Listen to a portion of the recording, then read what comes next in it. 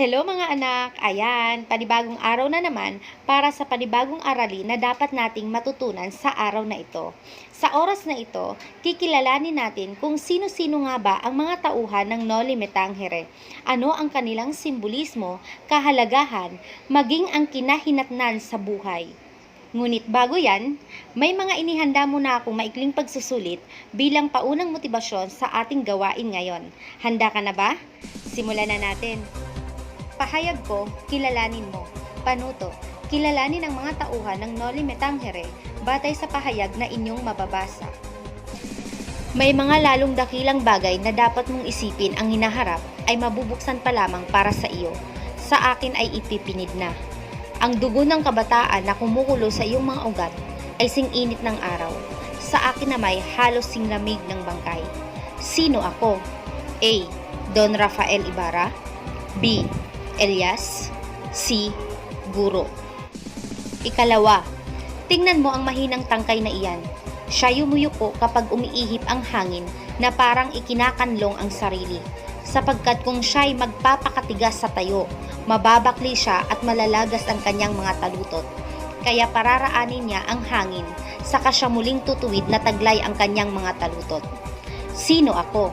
A. Piloso Potasio. B. Guro. C. Kapitan General. Ikatlo, ako'y mamamatay na hindi man lamang nakita ang maningning na pagbubukang liwayway sa aking bayan. Kayong makakakita, batiin ninyo siya at huwag kalimutan ang mga nalugmok sa dilim ng gabi. Sino ako? A. Crisostomo Ibarra. B. Padre Damaso. C. Elias. Pang-apat, mahal ko ang aking bayan pagkat utang ko rito at magiging utang pa ang aking kaligayahan. Sino ako? A. Crisostomo Ibarra. B. Piloso Potasio. C. Elias. Ikalima, ang karunungan ay para sa tao, ngunit huwag mong lilimuting iyay natatamo ng mga may puso lamang. Sino ako? A. Guro. B. Piloso Potasio. C. Don Rafael Ibarra. Ika-anim, Diyos ko, ako'y iyong parusahan, ngunit iligtas mo ang aking anak. Sino ako? A. Don Rafael Ibarra. B. Padre Damaso. C. Padre Salve. Ikapito, ang kumbento o ang kamatayan. Sino ako? A. Andeng. B. Maria Clara. C. Victoria.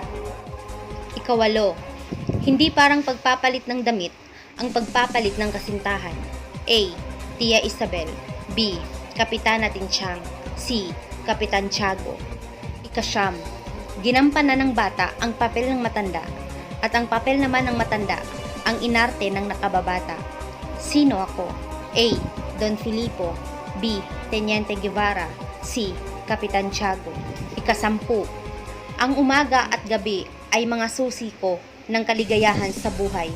Sino ako? A. Salome. B. Maria Clara. C. Victoria.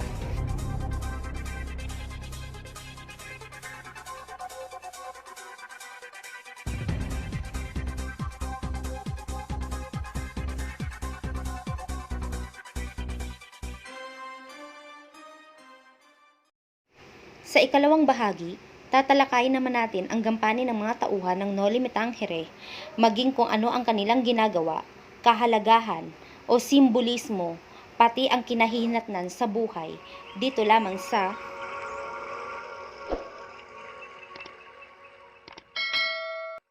Juan Crisostomo Ibarra y Magsalin. Sa kanya umikot ang Noli Me Tangere, nag-aral sa Europa ng 7 taon at kasintahan ni Maria Clara.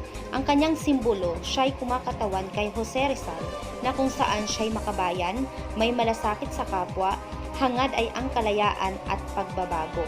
Samantalang, ang plano naman niya sa buhay ay ang pagpapatayo ng paaralan na kung saan ang naging resulta ay bigo, inakusahang pilibustero, nakulong, ngunit nakatakas dahil tinulungan siya ni Elias. Elias, isang bangkero at magsasakang tumulong kay Ibarra na mundok dala ng kasawian sa buhay. Malapit na kaibigan ni Ibarra. Isinasagisag niya ang katauhan ni Andres Bonifacio. Maaari ding isang tapat na kaibigan, may pagmamahal sa sariling bayan. Plano, nais niya ng pagbabago mula sa kalupitan ng mga namamahala. Nakita niya ang pag-asa sa katauhan ni Ibarra. Resulta o kinahantungan, siya'y naging bigo, namatay sa pagtatanggol sa kaibigan sa ngalan ng pagbabago para sa bayan. Maria Clara, kasintahan ni Ibarra at ang mutya ng San Diego. Isinasagisag niya o isinisimbolo niya si Leonor Rivera. Ipinapakita sa karakter niya ang isang kaaya-aya o isang dalagang Pilipina. Plano, nais niya na makasama si Ibarra, maging masaya ang buhay at malaya. Ang kinahantungan, bigo sa pag-ibig, nais na lamang niyang maging mongha. Padre Damaso, siya ang kurang Pransiskano, tunay na ama ni Maria Clara, at nanungkulan ng 20 taong bilang pari sa bayan ng San Diego. Siya ay simbolo ng pamahalaang Kastila. Hinawakan niya sa leeg ang mga mamamayan, gayon din ang buhay ni Maria Clara. Siya ang utak sa kasawian ni Ibarra.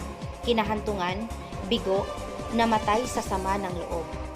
Don Santiago de los Santos o kilala bilang Kapitan Tiago, isa sa mayaman sa bayan ng San Diego. Siya ang asawa ni Doña Pia Alba at tinaguriang ama ni Maria Clara. Matalik na kaibigan ni Don Rafael Ibarra. Isinasagisag niya, isang taong takot at walang paninindigan sa sarili. Uri ng taong sipsip o kumakapit sa taong makapangyarihan. Ikinakaila ang sariling lahi. Tanging ginagawa, sumusunod lamang siya sa lahat ng gusto ni Padre Damaso.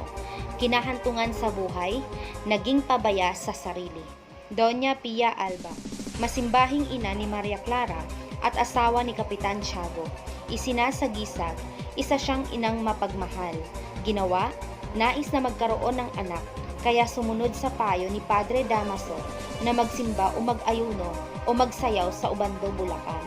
Kinahantungan sa buhay, nagbuntis, ngunit naging masasakitin. Namatay matapos maisilang si Maria Clara. Padre Salve, kurang pumalit kay Padre Damaso.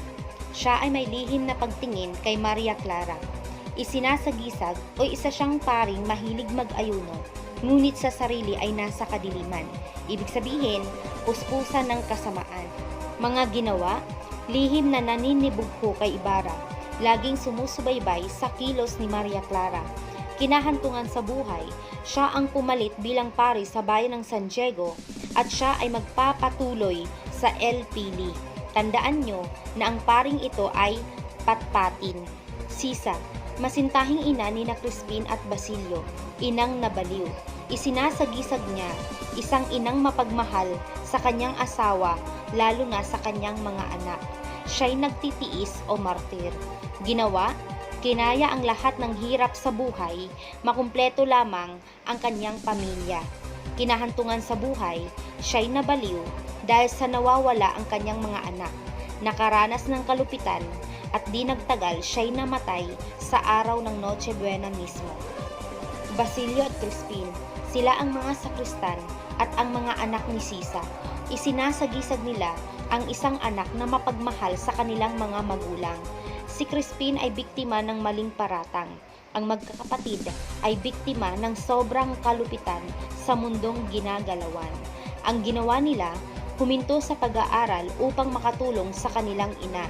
Kinahantungan sa buhay, si Crispin ay namatay at si Basilio ay naging ulila. Doña Victorina, isang mayamang matanda, tunay na Pilipino. Mahilig siya sa pangongolorete, asawa ni Don Tiburcio. Isinasagisag niya ang isang taong mapagpanggap, ikinakaila ang lahing Pilipino at mayabang.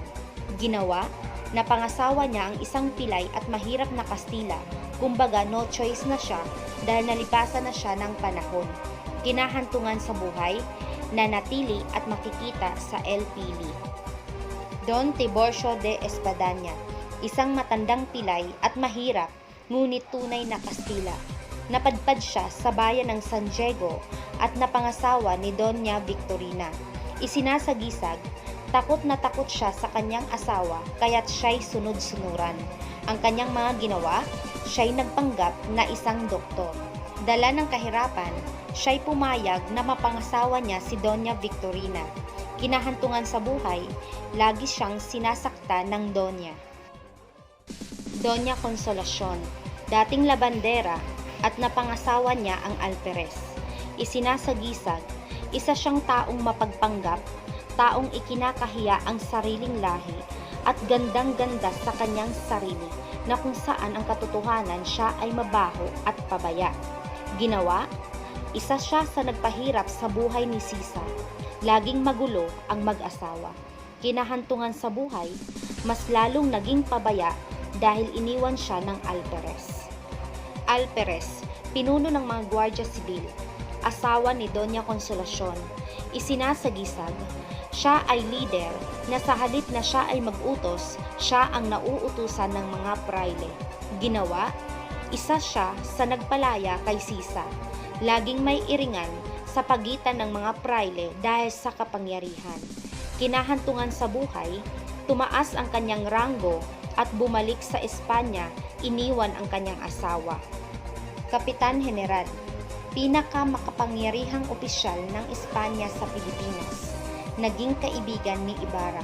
Isinasagisag, isa siyang taong makatarungan, simbolo ng pagkakapantay-pantay. Ibig sabihin, hindi lahat ng Kastila ay masasama. Ginawa, siya ang tumulong kay Ibarra upang matanggal ang pagiging ekskomulgado nito. Kinahantungan sa buhay, agad na bumalik sa Espanya. Don Rafael Ibarra, isa sa pinakamayaman sa bayan ng San Diego, ama ni Crisostomo Ibarra. Isinasagisag niya dito, isang amang mapagmahal sa kanyang anak. Maaring simbolo din siya ng bayang Pilipinas na sinakop ng mga Kastila at winalang hiya. Ginawa, pinayaman ang lupain at binigyan ng trabaho ang mga tao, kaya ang San Diego ay naging bayan. Pinag-aral sa ibang bansa ang kanyang anak para sa kinabukasan. Kinahantungan sa buhay, nakulong at namatay dahil sa mga lihim na kaaway. Linares, gustong mapangasawa ni Padre Damaso para kay Maria Clara, kasabwat ni Doña Victorina. Isinasagisag, isa siyang Kastila na naghanap ng magandang kapalaran sa ibang bayan kaysa sa sarili nitong bansa. Ginawa, planong mapangasawa si Maria Clara dahil sa utos ni Doña Victorina. Kinahantungan sa buhay, siya'y namatay dahil sa masamang pakikitungo ng Doña sa kanya. Teniente Guevara, isang matapat na tenyente at malapit na kaibigan ni Don Rafael Ibarra. Isinasagisag, matapat at may malasakit sa kapwa. Ginawa, ipinagtapat niya kay Crisostomo Ibarra ang tunay na nangyari sa kanyang ama. Siya din ang tumulong kay Don Rafael Ibarra upang makalabas ng kulungan. Guro, nakaranas ng pagmamalupit ng mga praile. Natulungan ni Don Rafael Ibarra at taong nakausap ni Ibarra sa suliranin sa edukasyon. Isinasagisag, isa siyang gurong mahirap at nagsasawalang kibo sa kalupitan ng mga praile. Ginawa, sinubukan na baguhin ang pamamaraan ng pagtuturo na lingid sa kaalaman ng mga praile. Kinahinatnan, pinahiya at binantaan. Nol Juan, siya ang namahala sa pagpapagawa ng bahay-paaralan na ipinatayo ni Ibarra. Ginawa, minabuti niya ang pamamahala. Pinapasok niya ang taong madilaw bilang trabahador. Kinahinatnan, nanganib ang buhay ni Ibarra at isa siya sa pinaghinalaang may gawa. Ayan, at naway marami kayong natutunan sa ating Tuklas Kaalaman dito lang sa